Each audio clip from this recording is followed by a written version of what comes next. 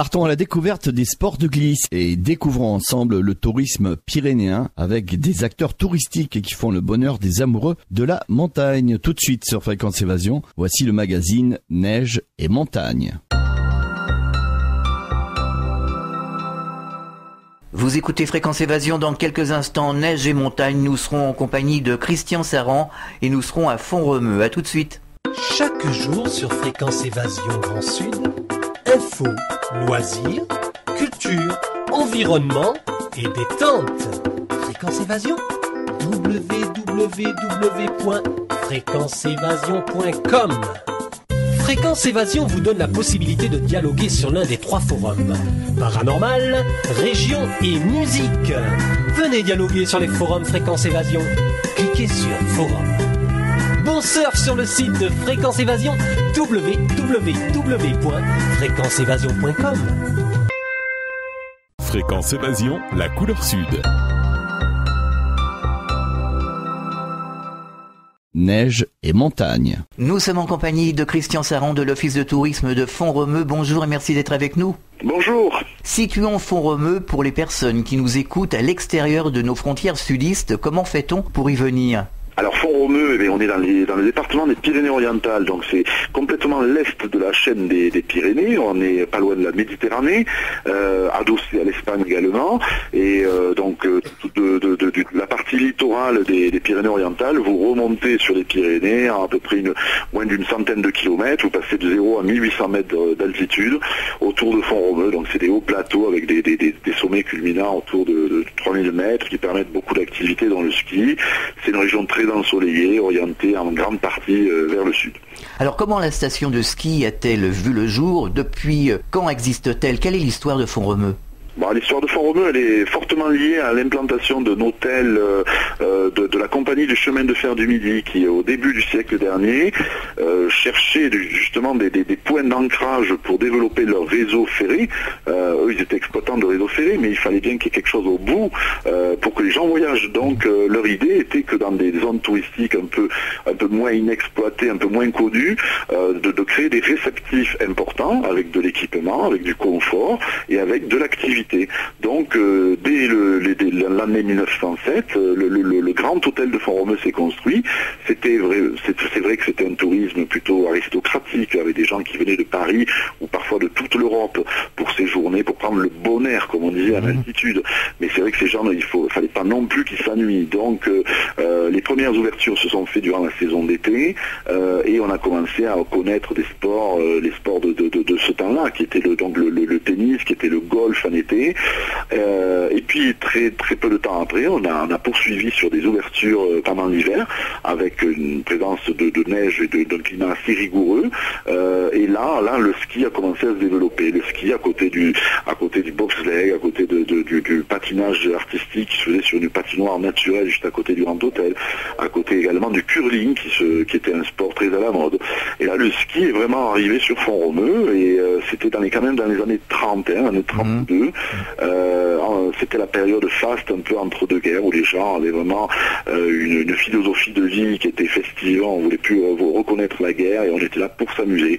Donc vraiment les gens avaient un hôtel avec une restauration et des divertissements permanents et puis c'était un peu le début des sports d'hiver. Donc Font-Romeu a été la deuxième station en France à accueillir installer, on va dire, plutôt une remontée mécanique derrière la station de Chamonix. Alors je suppose que vous avez dû avoir des visiteurs célèbres à cette époque-là. À cette époque-là, oui, ouais. Oui, vraiment, c'était des gros industriels européens qui travaillaient dans l'automobile, c'était des Maharajas également qui venaient d'Inde, c'était des ministres espagnols, français, c'était des grands metteurs en scène, des compositeurs, c'était également des écrivains, des chanteurs. Vraiment une intelligentsia, des chanteurs également, une intelligentsia un petit peu culturelle, artistique, et puis aussi des décideurs politiques de l'Europe et d'antan.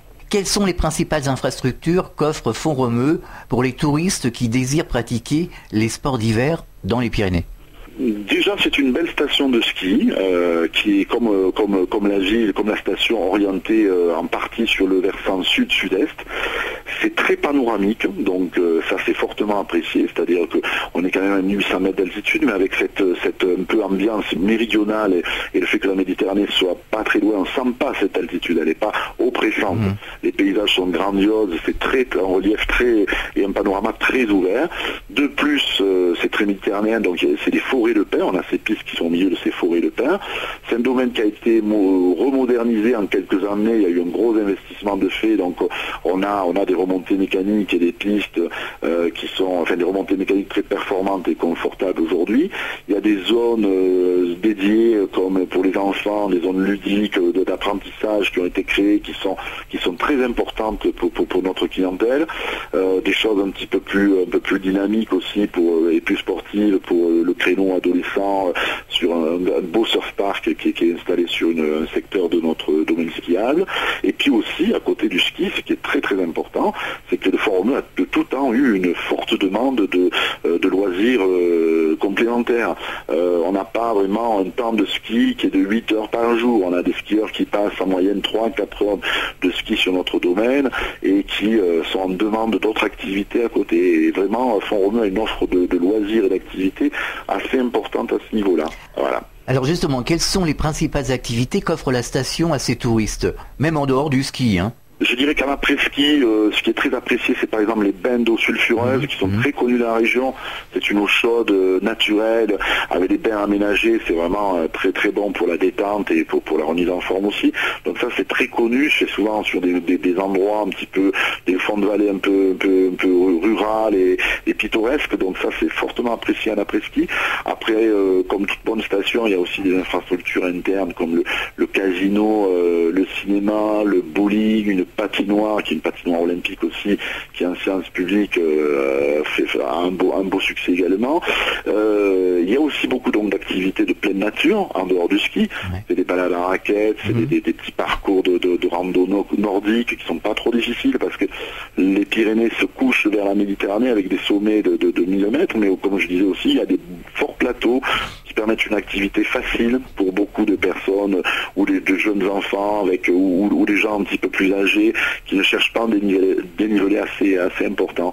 Donc tout ce qui est activité de pleine nature, il y a vraiment un site, il y a vraiment une aire de jeu qui est extraordinaire à ce niveau-là, pour le ski de randonnée, pour la raquette, pour la marche nocturne, pour le ski de fond.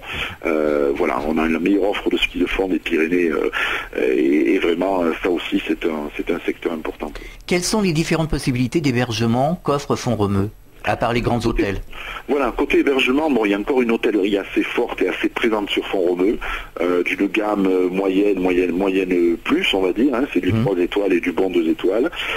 Il y a des gîtes, chambres d'hôtes, des gîtes d'étape. Vous avez un fort parc de meublés toujours commercialisés par des agences immobilières et puis par de particuliers également via l'office du tourisme, et puis des résidences de tourisme nouvellement installées donc des marques assez connues mais qui sont aussi présentes sur la station et de grands opérateurs et qui font que vraiment il y en a pour tout le monde. On marque une pause si vous le voulez bien, on revient dans quelques instants. Neige et montagne. Fréquence Évasion, la couleur sud.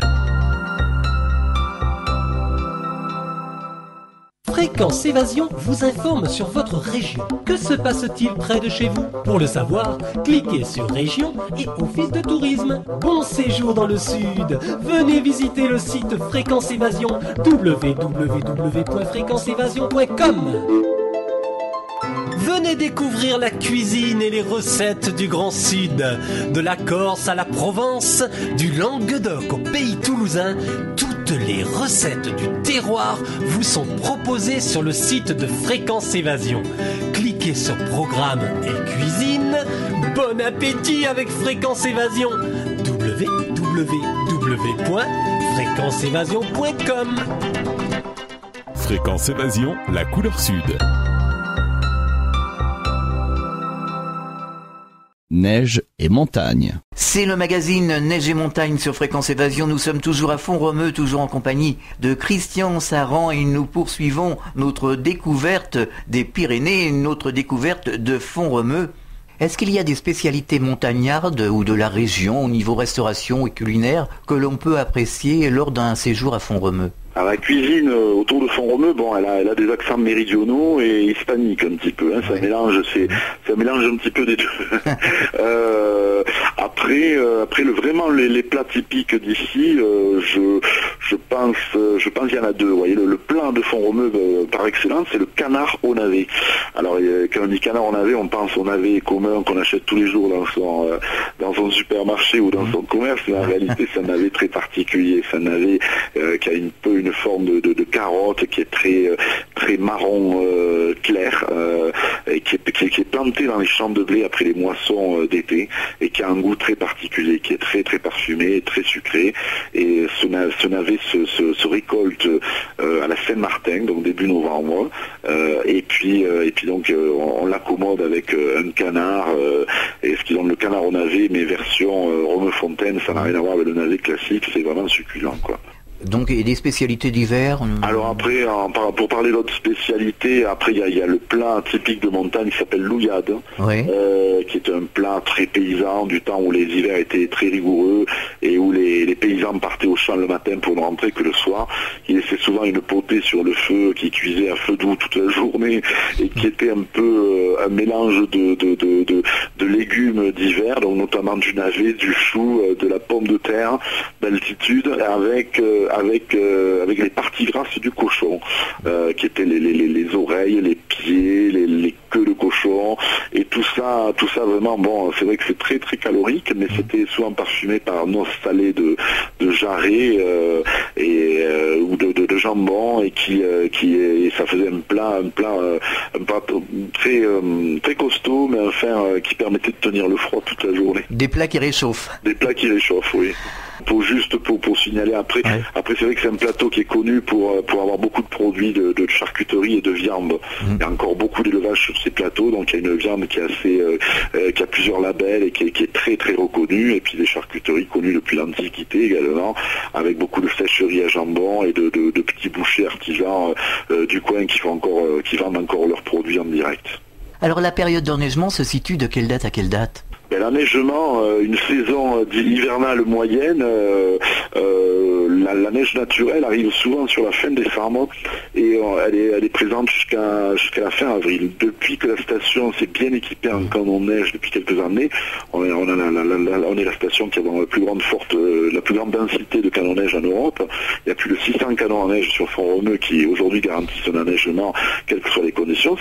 Ces canons nous permettent d'ouvrir un peu plus tôt et de fermer un petit peu plus tard. Donc le début de saison, c'est le 3 décembre, en général début décembre, puisque nos amis espagnols ont quelques jours de congé, et c'est pour nous le départ de la saison. Et raisonnablement, vous voyez, cette année, on va skier jusqu'au 14 avril sur Font-Romeu. Formidable. Voilà, formidable. Alors vous avez des forfaits avantageux, tout compris, à proposer aux personnes qui souhaiteraient passer des vacances à Font-Romeu? Oui, à regarder dans le détail sur nos sites internet, mais il y a des offres familles intéressantes, offres familles avec 2 parents, 2 enfants, 2 parents, 3 enfants, ça c'est assez intéressant sur du séjour. Il y a aussi pour des gens qui sont sur la proximité une possibilité d'adhérer à une carte de club, si vous voulez, qui permet d'avoir des réductions automatiques et qui vont entre 10 et 50%, ça c'est pour des skieurs qui peuvent, je pense, des skieurs plus récurrents sur la station, qui reviennent plusieurs week-ends ou plusieurs séjours dans une saison.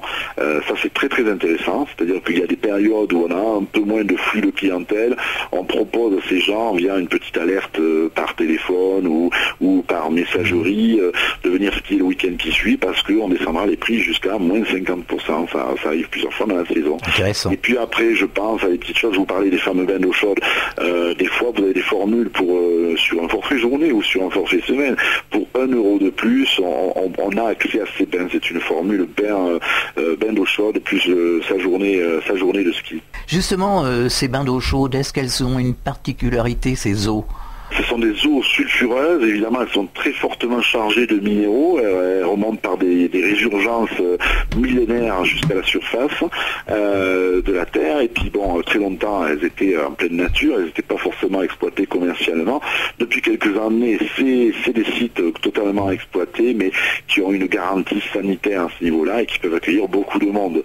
Donc c'est fortement apprécié, et puis les vertus de ces eaux sont très connues également depuis toujours. Les vertus, notamment au niveau des traumatismes, des rhumatismes. C'est très bon également pour la peau. Et puis après, ça a un effet tout simplement relaxant aussi assez important après une activité de randonnée ou une activité ski. Donc c'est très très apprécié. Oui, on retrouve ça à Aix-les-Thermes. Tout à fait. Mais chez nous, la petite différence, c'est que vraiment on l'a jamais exploité dans des niveaux thérapeutiques de centre ou de cure. Vraiment, ça a toujours été pris sur le côté ludique et sur le côté détente en après-activité. Est-ce que l'Office de tourisme propose des activités? Nous, on propose pas des activités. On essaye de les centraliser, d'informer vraiment nos clientèles de tout ce qui existe. Mais après, on a un entourage et un tissu de socio-professionnels autour de nous qui est très dense. Donc, notamment les bureaux de montagne, notamment tous les gens qui sont sur de l'activité pour enfants, puisque c'est un peu le créneau de la station. Et puis, toutes les choses qui sont à visiter autour, parce qu'il y a quand même une naturelle. Il y a le fameux four solaire, vous avez le fameux petit train jaune en excursion jusqu'à Villefranche, vous avez les cités de Vauban qui sont Mont-Louis, Villefranche, vous avez des grottes qui sont assez intéressantes, vous avez vraiment des espaces naturels à visiter, genre le lac des Bouillouzes et les 70 lacs de montagne derrière Font-Romeu, c'est splendide, c'est vraiment énorme. Non, il y a vraiment beaucoup de choses, puis la frontière espagnole qui est pas loin, des petits marchés locaux intéressants, donc il y a vraiment beaucoup de choses à faire. Et tous ces endroits-là sont facilement accessibles l'hiver? Absolument, parce que bon, l'hiver, faut pas se cacher, on est dans une partie méridionale, donc on est peu embêté avec les accès routiers. Vraiment, on a la neige là où il faut avoir la neige sur la station, mais dès que vous bougez un petit peu, vous descendez un petit peu du plateau, vous perdez 100 ou 200 mètres d'altitude et vous n'êtes plus du tout embêté. Alors vous avez un site internet, vous nous le disiez tout à l'heure, vous allez nous donner l'adresse? Alors le site internet, justement, on en fait un tout nouveau qui sera beaucoup plus attractif que l'actuel, mais sachez que si vous vous connectez sur le www.font-romeu.fr, là vous trouverez toutes les informations de la station, et très prochainement on va même proposer des produits combinés sur ce site internet et qui auront des thématiques de saison ou de centres d'intérêt que peuvent avoir les gens sur l'hiver ou sur l'été. Est-ce que vous avez un message adressé aux auditeurs qui souhaiteraient séjourner à Font-Romeu et découvrir le charme des Pyrénées? Eh bien, surtout qu'ils n'hésitent pas à nous contacter. On espère qu'on transmettra toutes ces valeurs aux gens qui ont un peu d'intérêt pour la station. Et je pense qu'il y a du bonheur à prendre pour toutes les familles et tous les gens qui souhaitent faire un petit break sur une zone de montagne, que ce soit l'été ou l'hiver. Et vraiment, il y a une qualité d'équipement, une qualité climatique, une qualité naturelle du site qui va plaire à tout le monde. Merci d'avoir participé à cette émission et à très bientôt. Et bon séjour à Font-Romeu, évidemment. Merci à vous. Au revoir. Au revoir. À très bientôt pour un nouveau magazine Neige et Montagne. Neige et Montagne. Fréquence Évasion.